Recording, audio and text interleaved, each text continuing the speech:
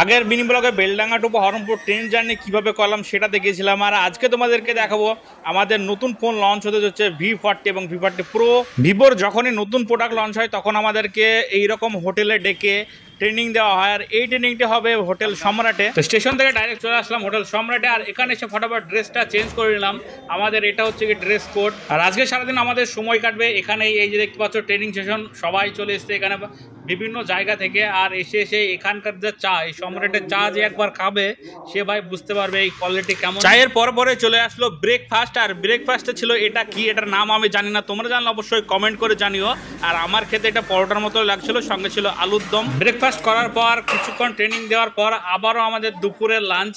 আর লাঞ্চটা দেয় আমাদের বুফে সিস্টেমে, যে যেমন পায় ওখানে গিয়ে নেয়। আর এখানে র্যাপ বাচ্চা, সেই র্যাপের সঙ্গে সঙ্গে সুমনও দেখতে পাচ্ছ মাথা নাড়াচ্ছে। আর লাস্টে দেওয়া হলো এইরকম একটা বড় মিষ্টি। এই ছিল একটা ট্রেনিং এর ওভারঅল এক্সপিরিয়েন্স। নেক্সট ব্লগ কিসের উপর চাও